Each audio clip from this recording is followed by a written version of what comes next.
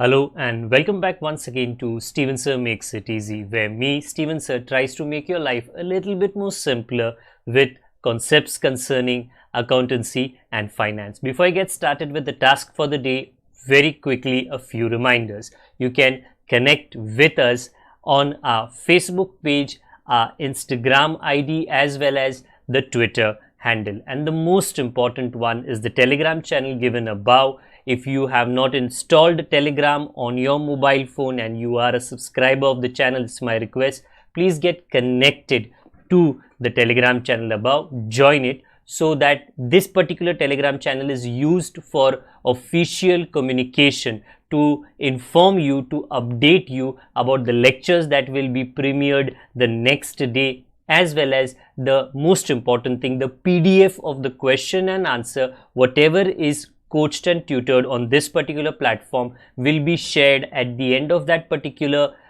chapter, so that you can download it and use it for your future reference basis. Also, if you do intend to purchase the textbook from which the necessary questions are explained during the various lectures, the purchase link is provided in the description of every lecture. And most importantly, if you have missed out the past tense, that is the last lecture, there is an I button given above. Please click it, watch that particular lecture, and then you can come here. Very importantly, at the end is, if you have not subscribed to our YouTube channel, please do make that a task for the day and subscribe to our channel, and together with that also press the bell icon so that Mr. YouTube notifies you about lectures which are uploaded on this particular platform. That's as far as the reminders are concerned. Let me get started with today's lecture. Hello and welcome back to Steven Sir Makes It Easy, जहाँ पे आज मैं issue of shares के एक और problem को, जो खास करके फॉरफीचर री इशू पे कॉन्सेंट्रेट करता है, और आने वाले लेक्चर्स में भी ध्यान इसी मुद्दे के ऊपर ज़्यादा दिया जाएगा. विदाउट वेस्टिंग एनी टाइम मुंह दिखाई कर लेता हूँ मैं क्वेश्चन की. इवन दो ये एक इलस्ट्रेशन है, ऑब्वियसली दैट मीन्स कि इसका सोल्यूशन टेक्स्ट बुक में है, बट देन उसकी अंडरस्टैंडिंग टेक्स्ट बुक में नहीं है. तो वो कंट्रीब्यूशन, वो योगदान इस प्रॉब्लम के लिए मैं आपके एकेडमिक ईयर के लिए करना चाहूँगा. सबसे पहले कहा क्या है, the following show journal entries in the following cases. मतलब ए अलग है, बी अलग है. जब आप बी पढ़ो, ए का कोई भी नाम, कैलकुलेशन याद मत रखना.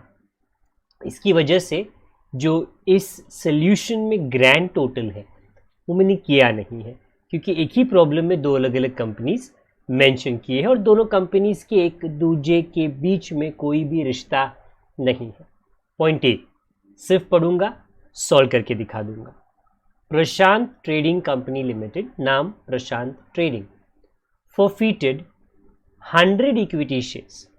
डायरेक्टली मुद्दे पे अगर आप पूछो, अरे सर ये पहले शेयर्स नहीं बेचेगी, फिर अलॉटमेंट कॉल ये नहीं करेगी, नहीं. इतने प्रॉब्लम्स के बाद में एग्जामिनर ये अपेक्षा आपसे रखता है कि पुरानी जो कहानी होती है वो आपको पता है. मुद्दे पे आते हैं कि 100 शेयर्स किसी के पास थे, उसने गलती की, उसके शेयर्स फॉरफीट किए. तो फॉरफीचर की एंट्री से ये शुरुआत होगी.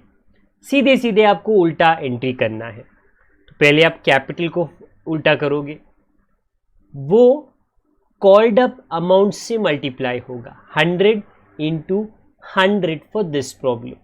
अगर आप पढ़ो, due to non payment of final call of 30, तो जो बंदा या बंदी पैसे नहीं देता है वो कॉल इन अरियर में तब्दील हो जाता है या चेंज हो जाता है. तो इस प्रॉब्लम में कॉल इन अरियर ये 30 रुपीज़ है on 100 shares, and the same were reissued eight 50 पर शेयर फुल्ली पेड.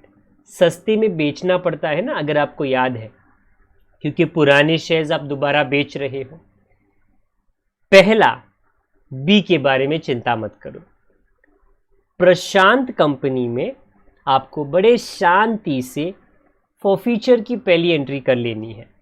आपको 100 शेयर्स को फॉरफीट करना है, वो 100 शेयर्स को मल्टीप्लाई करना है 100 से, क्योंकि कंपनी ने पूरा 100 रुपीज पब्लिक से मांग लिया था।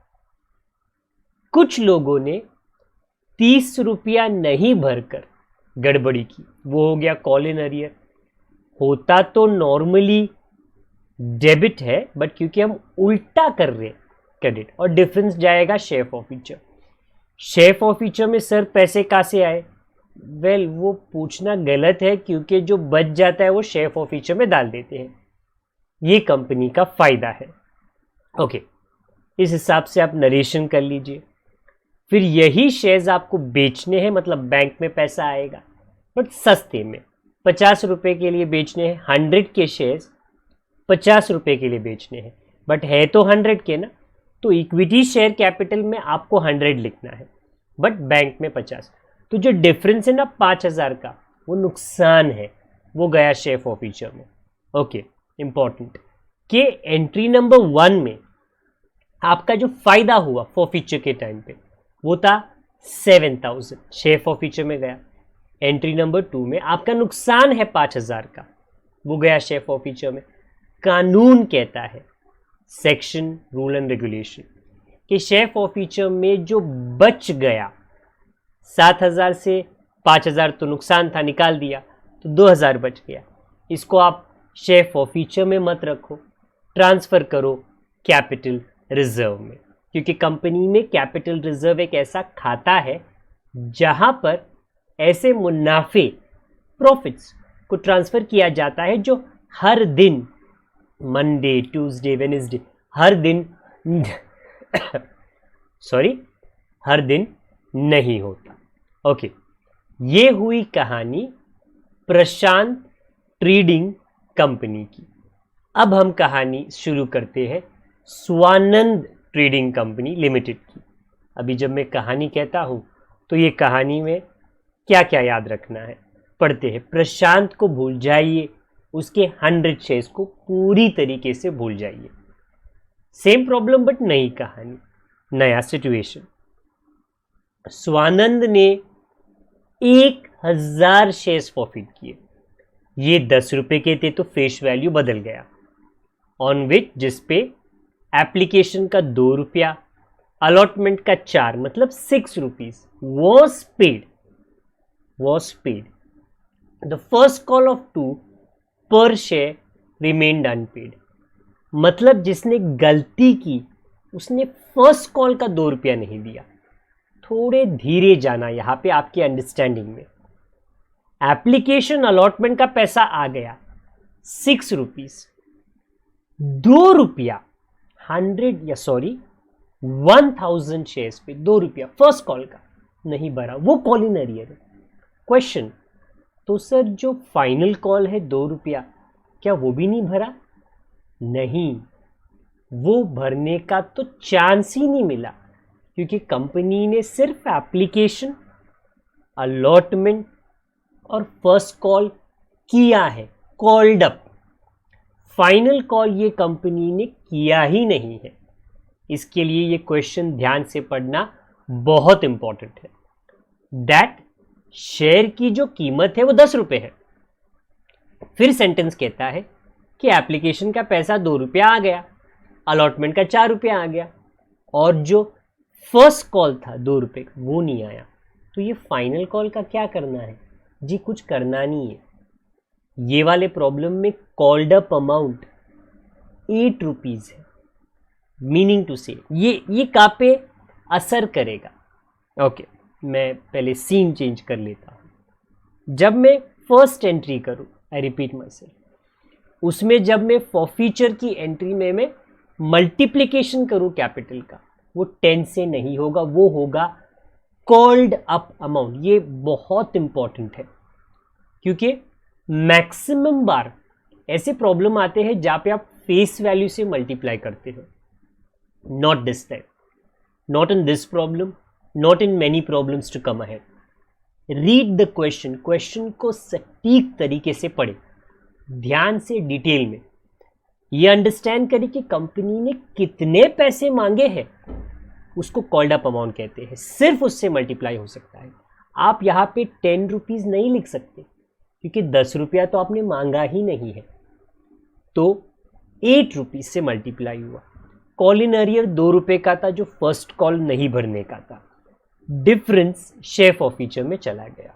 ओके, डिफरेंस इसके फर्स्ट एंट्री में और उसके पहले के फर्स्ट एंट्री में क्या है, उसमें पूरा फेस वैल्यू कॉल्ड अप था, इसमें 8 रुपया फेस वैल्यू का कॉल्ड अप था। अभी यही चीज आपको बेच देनी है, ध्यान से पढ़ना। द कंपनी री issued all the forfeited shares 5 रुपए के लिए, 8 paid up, it is not 10 paid up, 8 paid up. क्यों?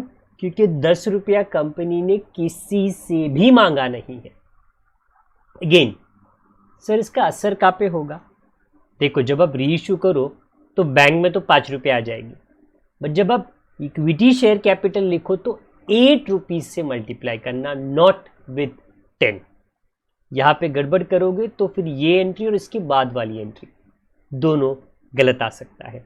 डिफरेंस जो नुकसान का है आपने डाल दिया शेयर फॉरफीचर में, इसके लिए मैंने लिखा है बैलेंसिंग फिगर। प्लीज नोट, वो जो अलग इंक में है हाईलाइटेड वो आपकी अंडरस्टैंडिंग के लिए है, एग्जामिनेशन में वो लिखने की जरूरत नहीं है। एंड द लास्ट थिंग, जो पैसे बच गए शेयर फॉरफीचर में उठा के कैपिटल रिजर्व में डाल दीजिए, बिंदास, कोई दिक्कत नहीं है, आप वो कर सकते हो। तो यहाँ पे फर्स्ट एंट्री में 6000 प्रॉफिट, सेकेंड एंट्री में 3000 का लॉस। तो 3000 rupees which is the remainder और the balance in share forfeiture is transfer to capital reserve. Again क्योंकि प्रॉब्लम एक है बट 2 अलग अलग कंपनीज है, मैंने ग्रैंड टोटल किया नहीं है। आप चाहो तो अलग अलग कंपनीज का ग्रैंड टोटल कर सकते हो 2 बार, बट यस याद रखना ये 2 अलग कंपनीज थे, इनके बीच में कोई भी कनेक्शन नहीं था। तो फर्स्ट एंट्री से लेके लास्ट एंट्री तक टोटल मत करना, फर्स्ट से थर्ड टोटल कर लेना, यहाँ पे फर्स्ट से थर्ड आप टोटल कर सकते हो। It is one problem with 2 different companies and 2 different calculations. इस प्रॉब्लम में ये वाली कंपनी में मैंने कहा multiplied with called up amount. ये बहुत ध्यान से आपको अंडरस्टैंड करना है और यही मुद्दे को मैं आने वाले प्रॉब्लम्स में रिपीट करूंगा, 1 नहीं 2 नहीं 3 नहीं, मल्टीपल टाइम्स। आशा करता हूं कि आज आपको थोड़ा तो अंडरस्टैंडिंग आ गया कि फेस वैल्यू से हमेशा मल्टीप्लाई नहीं करना, कॉल्ड अप अमाउंट से करना है। कंपनी ने एप्लीकेशन, अलॉटमेंट, फर्स्ट कॉल, कितने चीज़ों का कॉल किया वो ध्यान रखना। आज के लिए इतना ही रखते हैं, जल्दी मिलेगी इसकी कंटिन्यूएशन के साथ में। तब तक के लिए आप अपना ख्याल रखें। अगर आप पुराने हो तो शेयरिंग करते रहे, नए हो तो आप सब्सक्राइब ज़रूर करें। और अगर कोई चीज़ हमें बतानी है तो आप जो कमेंट बॉक्स है उसका इस्तेमाल ज़रूर कर सकते हो। जब तक हम दोबारा ना मिले, अपना ख्याल रखें, बड़ों का, छोटों का, परिवार वालों का, सबका ख्याल रखें। Good day to all of you, god bless, bye for now.